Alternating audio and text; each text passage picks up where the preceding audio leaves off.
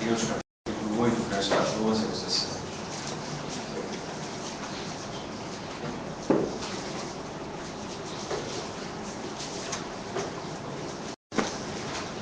Diz assim a palavra de Deus. Tendo Jesus chegado à casa de Pedro, viu a sogra desde acamada e ardendo em febre. Mas Jesus tomou-a pela mão e a febre a deixou. Ela se levantou e passou a servir. Chegada a tarde, trouxeram-lhe muitos endemoniados, e ele meramente com a palavra expeliu os espíritos e curou todos os que estavam doentes, para que se cumprisse o que fora dito por intermédio do profeta Isaías. Ele mesmo tomou as nossas enfermidades e carregou com as nossas doenças. Oremos. Deus Santo, nós mais uma vez te pedimos que o Senhor possa quietar os nossos corações, nos dar paz e serenidade suficiente para então ouvirmos a tua voz. Fala conosco, Senhor, nessa noite. Desvenda, Senhor, pelo amor do teu nome, os nossos olhos, para podermos contemplar as maravilhas da obra do teu Filho, nosso Salvador, Jesus Cristo, no nome de quem oramos. Amém, Senhor. Amém.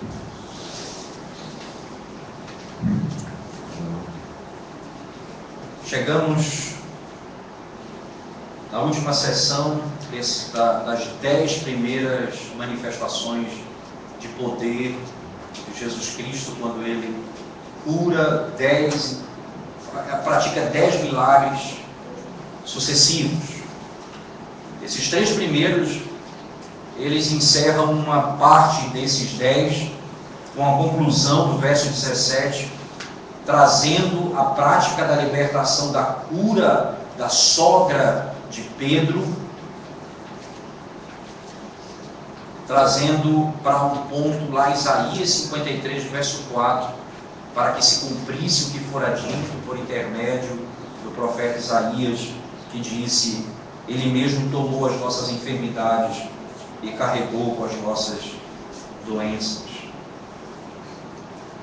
Esse texto ele encerra, por alguns estudiosos também, um momento de 3 grupos excluídos dentro do relacionamento com a liderança judaica: os leprosos, os gentios e a mulher. Os leprosos, os gentios e a mulher.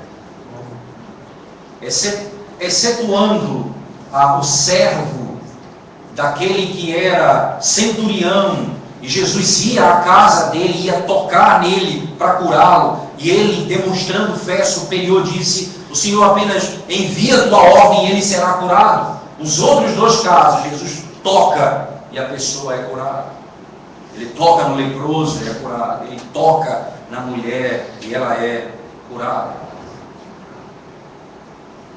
Revelando exatamente o poder daquele que é homem, mas é Deus, do que ele veio fazer exatamente. Ele veio não para ser contaminado com os nossos pecados, mas ele veio para imputar a sua justiça aos homens. Ele não veio para ser contaminado. Naturalmente, tocar em um leproso era ser contaminado no Antigo Testamento, a ponto de você ter que passar um tempo de purificação. Cristo toca no leproso, ele é curado. Ele toca na mulher enferma e ela é curada. Ele passa então a definir e a mostrar com mais clareza que ele veio para aqueles que não tinham condições de curar as suas próprias enfermidades. E ele veio também para imputar a elas aquilo que elas não poderiam adquirir por si mesmas: justiça e salvação. Mas de uma maneira especial, Ele levou a lepra do leproso. Ele levou a doença do servo do centurião. Ele levou a febre da sogra de Pedro. Esse processo revela exatamente um caráter da obra de Cristo, da grande maravilha da obra de Cristo. Como Paulo expressa nas palavras, na segunda carta de Paulo aos Coríntios, no capítulo 5, verso 21, quando ele diz: aquele que não conheceu o pecado, foi feito pecado por nós, para que fôssemos feitos justiça de Deus. Isto é, se é possível que aquele que nunca conheceu o pecado fosse feito pecado, também é possível que eu seja declarado justo, sendo ainda pecador. Ele foi feito pecado sem nunca pecar. E ele fez isso para poder levar sobre si e imputar a nós aquilo que nós não poderíamos adquirir. Ele leva sobre si as nossas enfermidades e coloca sobre nós a justiça que pertence a Ele. Ele veio para levar as nossas enfermidades. Nós vamos voltar nesse texto com mais detalhe, um pouco adiante. Mas essa narrativa, ela nos ensina também alguns pontos importantes dentro da vida cristã. Eu queria que você voltasse, não desmarcasse o seu texto e lesse comigo mais uma vez, por favor. Tendo Jesus chegado à casa de Pedro, viu a sogra deste acamada e ardendo de febre. Pedro, um dos apóstolos.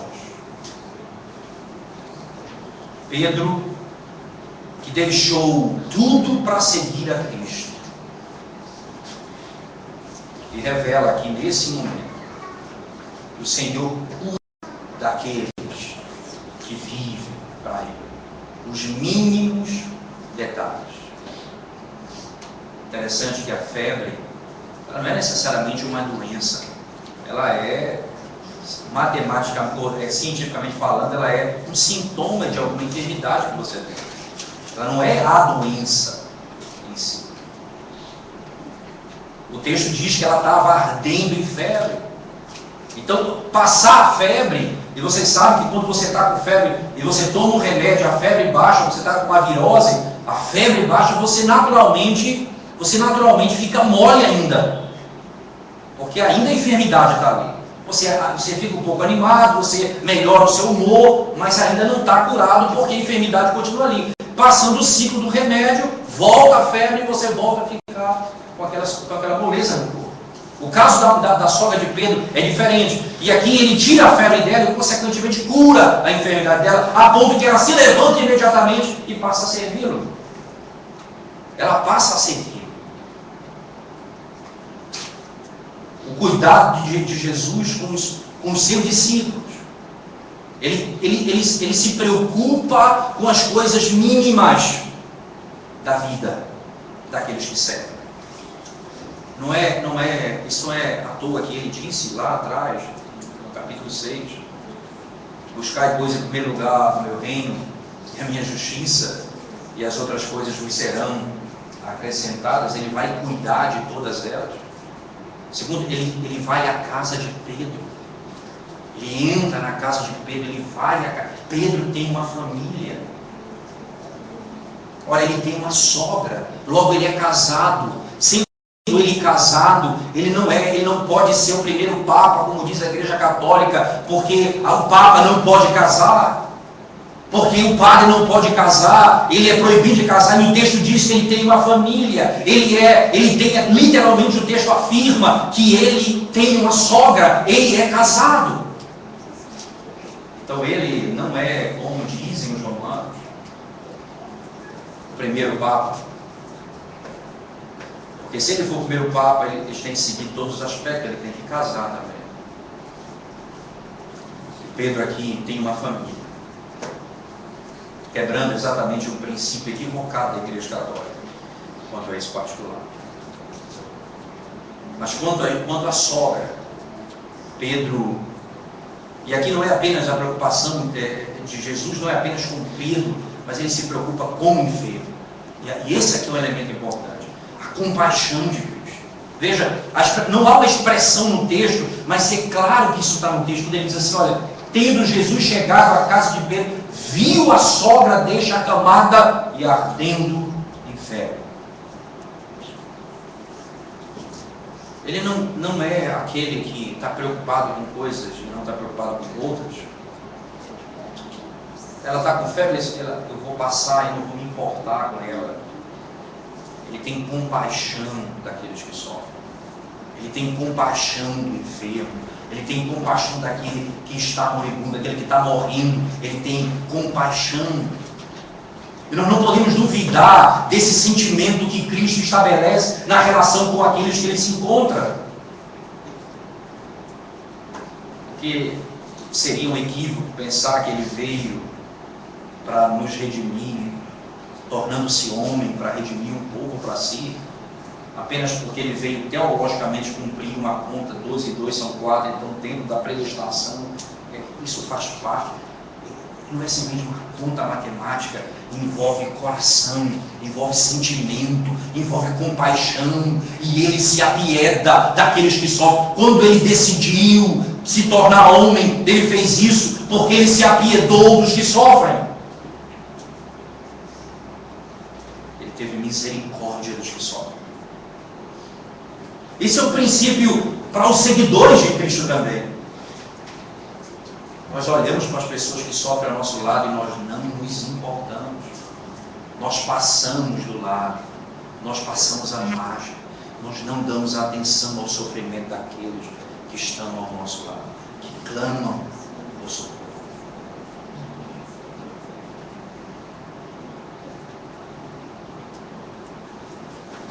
Mas até ainda mentindo, dizendo, eu vou orar por você. Nem lembra de orar. Nem lembra de orar. Nós que seguimos a Cristo, deveríamos ter compaixão para aqueles que sofrem, como ele teve de nós, como ele teve da sogra de Pedro. Ela é um padrão para nós também. Padrão de que aqueles que ele se apieda devem se levantar para servi-lo, para fazer o que ele ordena, para fazer o que lhe agrada, com a vontade dele como servo, o que é que lhe agrada, meu Senhor, o que o Senhor deseja, qual é a sua vontade, o que o Senhor requer de mim. Essa mulher simplesmente, diz o texto sagrado, ela se levanta depois de ser tocada por aquele que tem poder e cura aquela mulher. Ela se levanta e passa a servir.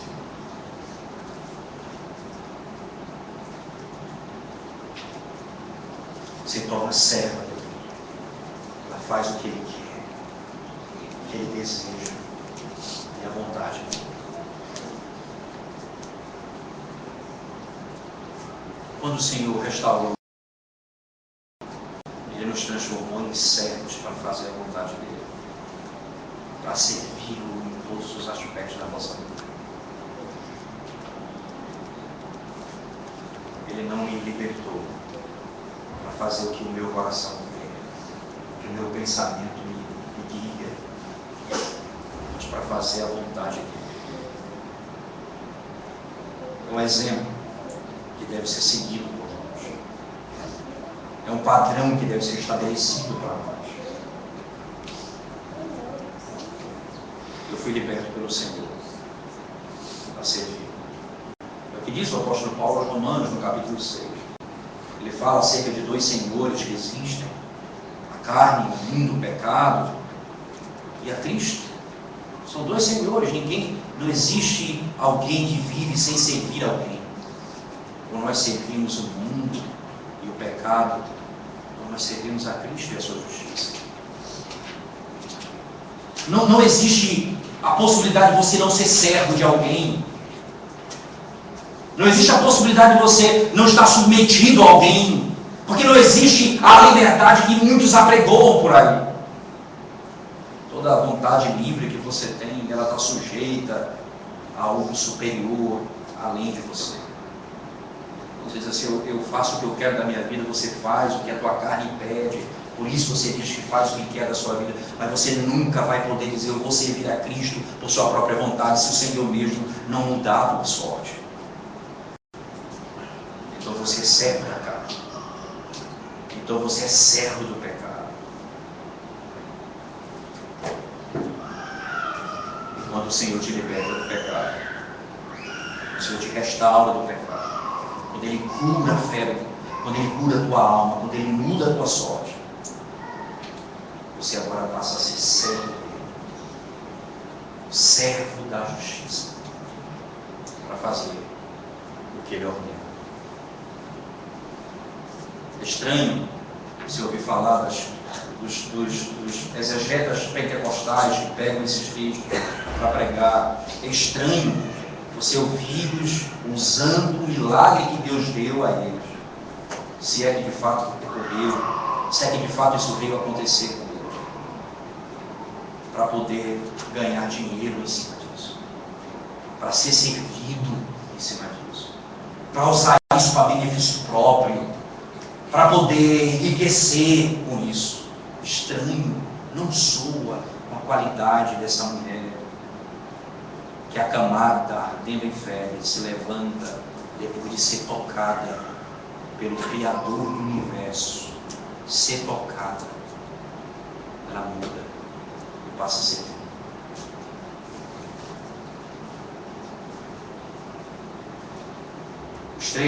As três narrativas de cura que nós estudamos até aqui, que nós pregamos e expomos até aqui. O leproso que foi tocado, o servo do centurião que foi curado pela palavra do Senhor, e a mulher que foi tocada, elas representam também essa relação entre palavra e espírito. Palavra e espírito. Essa aqui não é a palavra externa que não alcança o coração. É a palavra que toca, é a palavra que alcança, que chega no coração. Não é a palavra que fica apenas na razão, no entendimento. É aquela que se ouve e pensa, poxa, como é interessante isso, mas não muda a minha vida, não transforma, não muda a minha sorte. Diferentemente da palavra que sai da boca de Cristo, ela tem poder para mudar o homem de dentro para fora. Ela toca a alma do homem, ela toca o corpo, ela restaura o homem na sua totalidade. Ela não é a palavra simplesmente externa. Todo domingo você pode ouvir a palavra de Deus, pregar aqui em outros lugares. Você pode apenas ouvir essa palavra externa, que necessariamente não toca você. Mas a palavra que vai salvar você, ela vai pelo Espírito do Senhor ao seu coração. Ela sara as suas feridas. Ela muda a sua sorte. Ele aplica isso ao coração do eleito. Exatamente como a palavra de Deus ensina. Narrativa simples.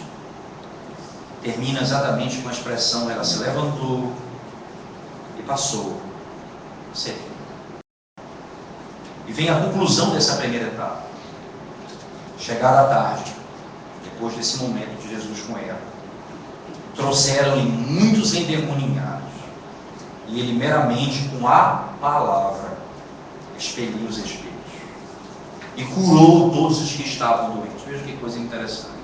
Aqui o próprio autor, ele faz uma distinção entre endemoniados e enfermidade. Coisas que os neopentecostais não fazem. Toda enfermidade é possessão demoníaca. E aqui ele faz uma distinção. Ele curou endemoniados, ele libertou endemoniados e curou os enfermos. Ele faz uma divisão aqui. Necessariamente isso não implica dizer, isso implica dizer que Jesus, que o entendimento do evangelista é diferente dos neopentecostais, que dizem que toda enfermidade é possessão demoníaca. O problema com essa visão neopentecostal é que eles exaltam o poder de Cristo para fazer isso e diminuem o maior poder, a restauração, o perdão de pecados. Se não, veja, quando alguém está em adultério O problema desse indivíduo é o demônio do adultério que está nele. Não é que ele é pecador, é porque há um demônio que adultera. Então qual é o papel do pregador? É libertar ele do demônio do adultério. Então ele não se arrepende do pecado, ele tem que ser liberto do adultério. Então se não há arrependimento do pecado, não há cruz. Se não há cruz, não há Cristo. Se há Cristo, não há salvação. Então o que é exatamente o Evangelho? Ao exaltar de maneira equivocada um aspecto da obra, eles negam a centralidade da cruz de Cristo para perdoar pecados. O indivíduo ele tem um vício. O vício é um demônio que está nele. Então ele não tem que se arrepender daquele vício. Ele tem que ser liberto do demônio. Libertou do demônio, ele vai ficar novo, não tem problema mais. E não há arrependimento ainda. Se não há arrependimento, não há salvação. Não há arrependimento, não há cruz. Se não há cruz, não há Cristo. Se não há Cristo, que é tudo isso que nós estamos lendo aqui. A distinção que ele faz é: ele veio curar endemoniados e curar muitos enfermos, diz o texto sagrado. E aí vem a conclusão que eu gostaria exatamente de tratar com vocês agora, do verso 17. Para que se cumprisse o que fora dito por intermédio do profeta Isaías. Ele mesmo tomou as nossas enfermidades e carregou com as nossas doenças.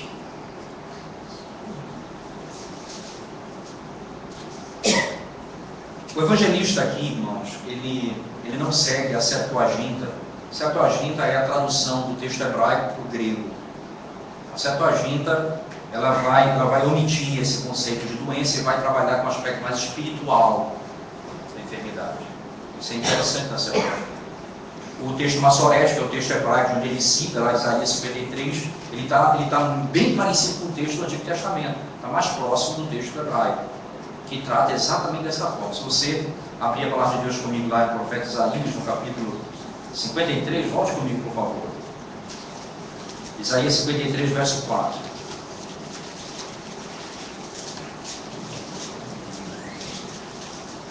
Isaías 53, verso 4. Nós podemos ler do verso 1 ao 4, que diz assim: quem creu na nossa pregação? E a quem foi revelado o braço do Senhor? Porque foi subindo como um renovo perante ele, e como raiz de uma terra seca, não tinha aparência, nem formosura. Olhando-lo, mas nenhuma beleza havia que nos agradasse. Era desprezado e o mais rejeitado entre os homens, homem de dores, e que sabe o que é padecer. Como um de quem os homens escondem o rosto. Era desprezado, dele não fizeram caso. Certamente, ele tomou sobre si as nossas enfermidades, e as nossas dores levou sobre si. E nós o reputávamos por aflito, ferido de Deus e oprimido. Então aqui nós temos a citação do verso 4, de Isaías 53. E nós não podemos aqui simplesmente ignorar o fato de que no texto ele está concluindo uma sessão de cura física. Ele curou o leproso, ele curou o servo de um centurião, um gentio, ele curou a sogra de Pedro, ele curou enfermos. Então nós não podemos simplesmente dizer que isso aqui trata apenas de questões espirituais, sim, questões físicas também. Isso é claro na Escritura Sagrada. Mas a questão é: o problema do homem é a enfermidade, ou a enfermidade é a causa do problema do homem? É a consequência do problema do homem? Qual é exatamente a natureza da enfermidade?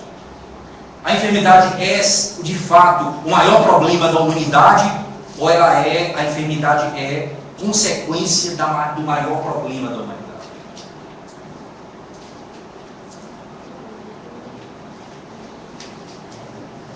Ele veio não apenas nos libertar do pecado, mas dos efeitos do pecado. O pecado, os efeitos dele é a morte. Diz a Escritura Sagrada, aquele que, se você comer do fruto da árvore, você vai morrer. Então por que as pessoas vão morrer? Elas nascem, vão envelhecendo e vão morrendo. É parte do processo da queda. E isso é fruto do quê? É fruto do pecado. É fruto do pecado. Nós não sabemos exatamente o que se tratava, o que Paulo tinha, como ele chamava de espinho na carne. Mas a Escritura fala que Satanás esbofeteava o rosto dele por causa disso.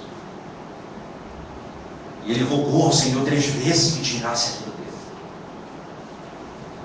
E Deus disse a ele, categoricamente, a minha graça te basta. É possível você viver com algo, possivelmente seja uma enfermidade, se a graça do Senhor estiver em você, com você.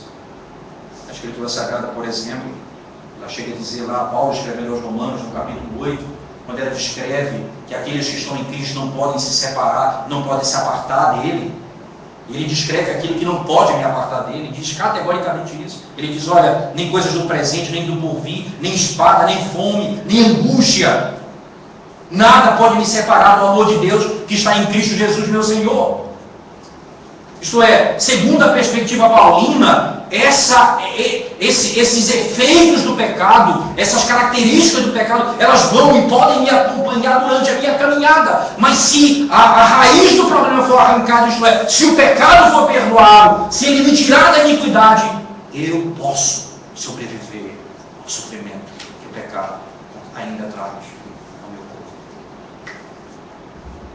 Porque a glória disso dada em João no capítulo 11, quando ele fala da morte de Lázaro, e ao chegar Lázaro 4 dias morto, ele diz, hoje vocês vão entender que aquele que crê em mim, ainda que morra, viverá. Isto é, você pode até morrer, se estiver nele, você vai viver. A linguagem de Cristo aponta para a essência do problema. Isso é o que faz o evangelista também, quando ele lá no fim vai tratar acerca de Jesus, aquele que tem poder, não apenas de curar de enfermos, mas de perdoar pecado. Porque é muito simples dizer, estou perdoado, teu pecado está perdoado. Mas não é simples dizer, levanta e anda. Não é simples tocar no leproso e ele ficar curado. Não é simples de pegar alguém que está ardendo de febre e tocar e ela ficar boa. Não é simples. Certamente é muito mais complexo perdoar pecado, mas visivelmente é mais complexo curar um enfermo do que dizer, teu pecado está perdoado. Então, didaticamente, o Senhor nos ensina assim. Ele nos ensina com as coisas que vemos para entender as coisas que não podemos ver. É assim que é didático.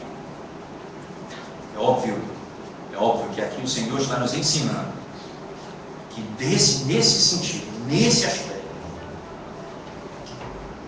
o texto de Isaías 53 se cumpre categoricamente. Os pecados foram perdoados. As feridas foram salvas. Acompanhe comigo ainda Isaías 53, veja ainda o verso 5 do capítulo 53, por favor. Como diz o texto.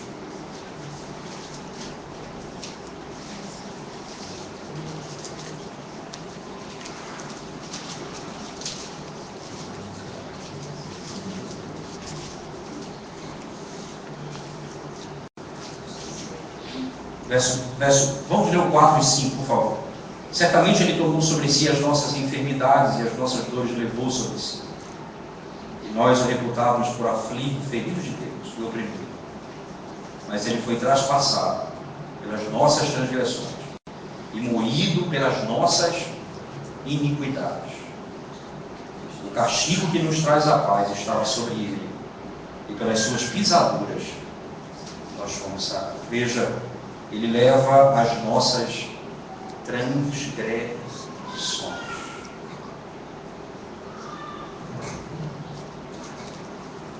O que significa dizer que ele levou sobre si o nosso pecado? Toda vez que ele tocava no enfermo, uma enfermidade vinha para ele ficava doente. Não é isso que esse texto está querendo dizer. Ele está exatamente apontando para o elemento da obra da cruz, do final. E apontando para o elemento final da história, quando os efeitos do pecado serão completamente tirados, porque nós não teremos mais pecado nenhum. Então os efeitos serão completamente arrancados e nós não teremos mais enfermidade. Ele diz lá em Apocalipse, ele enxugará dos nossos olhos toda a lágrima. É o fim da história. Texto de Isaías, no capítulo 35. Isaías, no capítulo 35.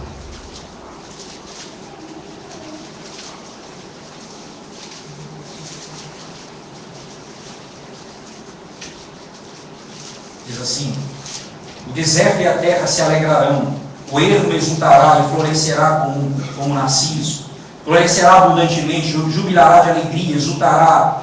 Deus-lhes a glória do Líbano, o esplendor do Carmelo e de Saron. Eles verão a glória do Senhor, o esplendor do nosso Deus.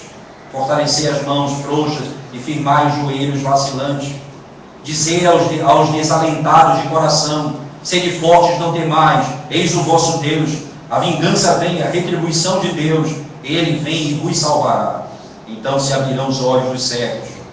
Perceba, então se abrirão os olhos dos cegos e se desimpedirão os ouvidos dos surdos. Os coxos saltarão como servos, e a língua dos mudos cantará, pois águas arrebentarão no deserto e ribeiro no ermo.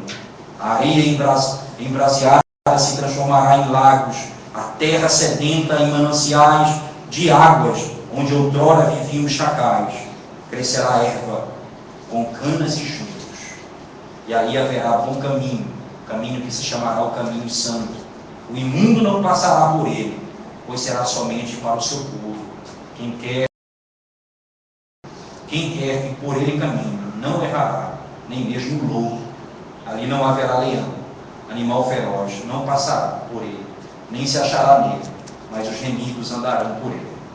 Os resgatados do Senhor voltarão e virão a Sião, com cântico de júbilo, alegria eterna coroará sua cabeça. Gozo e alegria alcançarão, e deles fugirá a tristeza e o gemido. Aqui é a profecia do reino messiânico. Isaías 35, Isaías 53 fala dessa obra. E aqui naquele momento eles estão sendo libertos. Eles estão vendo o que não podiam ver. Eles estão ouvindo. Eles estão se alegrando. Quando o Messias chegar, eles serão libertos. E a linguagem da libertação é descrita por meio da cura. Os ouvidos serão abertos. Os olhos serão abertos. Os ouvidos serão desimpedidos para ouvir. Agora eles vão entender aquilo que eles não entendiam. E essa é a linguagem física de algo estritamente espiritual. Se não, veja a primeira carta de Pedro, capítulo 2, por favor. Primeira carta de Pedro, capítulo 2, diz assim a palavra de Deus.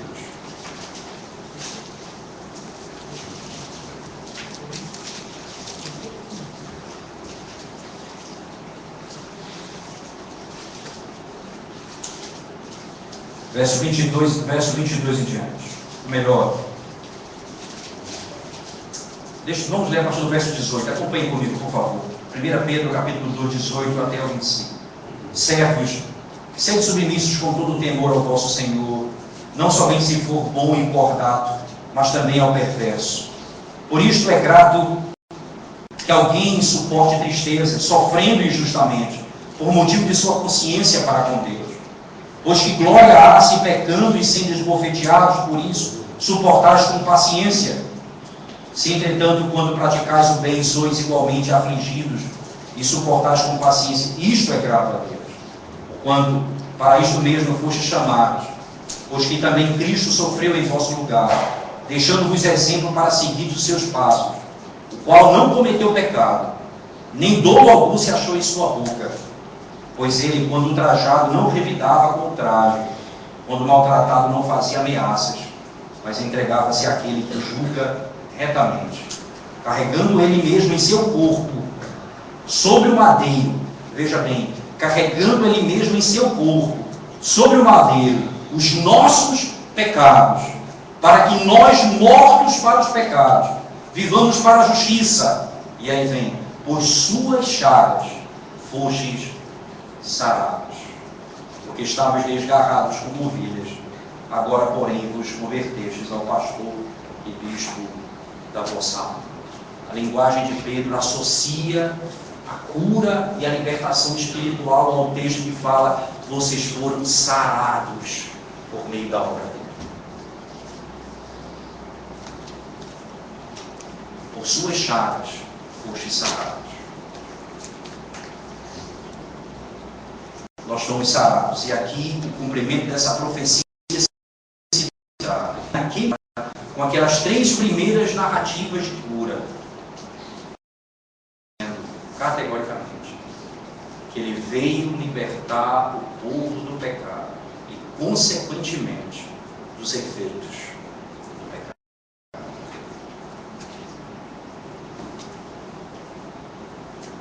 Mas não há como fugir dos efeitos do pecado enquanto estamos aqui, no que diz respeito ao processo da morte, da enfermidade. Mas há a promessa: se os nossos pecados foram perdoados, se nós morremos em Cristo, nós viveremos e teremos o corpo glorificado. Essa é a promessa. Aqui se cumpre essa profecia. Não para dizer, todo pregador, quando prega acerca do arrependimento, precisa curar enfermos, precisa ensinar quando os seus pecados são removidos. É certo que os efeitos do pecado não poderão destruir você, porque o pecado já foi tirado. A tua culpa foi tirada, a tua iniquidade foi levada, o teu pecado foi colocado sobre os ombros de Cristo, e Ele imputou a você a justiça que pertence a Ele. E agora então, você livre, não hoje, não agora, não nesse momento, dos efeitos do pecado, mas certo de que você vai viver no lugar onde Ele está, onde o pecado e os seus efeitos habitam jamais. Essa é a certeza e a convicção que o evangelista nos ensina. Esse é o momento de entendermos exatamente assim. Isso então, irmãos, é uma palavra de conforto a você que sofre hoje, que está passando por tribulação na sua vida, angustiado, sofrendo, padecendo por algum mal. O Senhor pode sim curar a sua enfermidade hoje, se Ele quiser. Se for a vontade dEle, Ele pode fazer.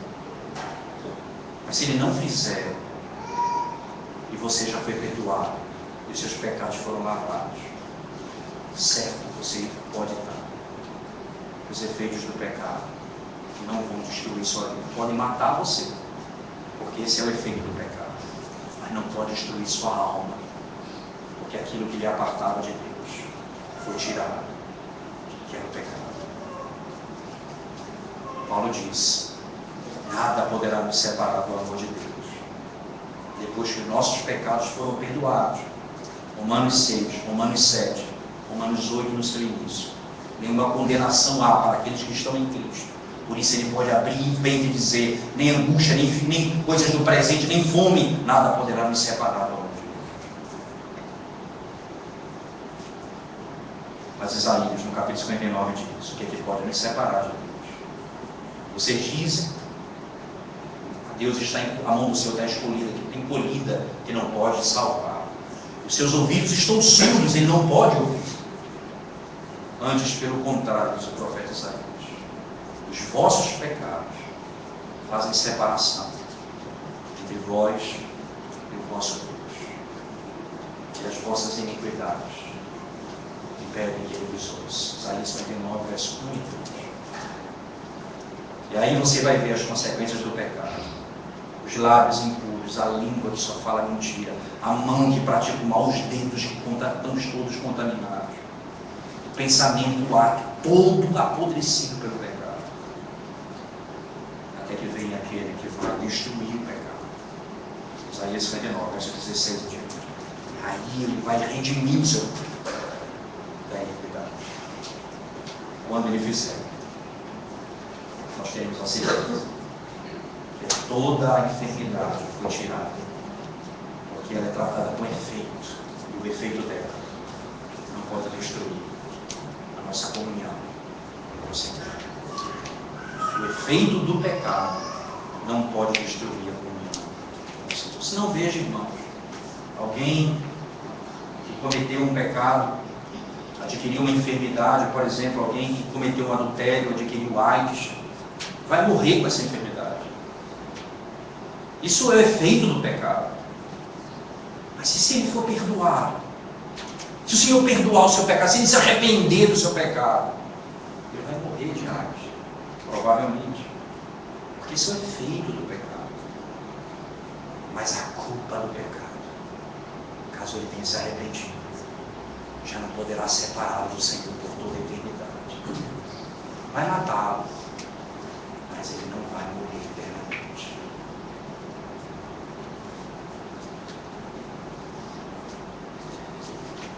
Os efeitos do pecado. Nós não podemos libertar deles hoje. Isso pode nos curar hoje de uma enfermidade, mas morreremos amanhã de outra. É parte do processo.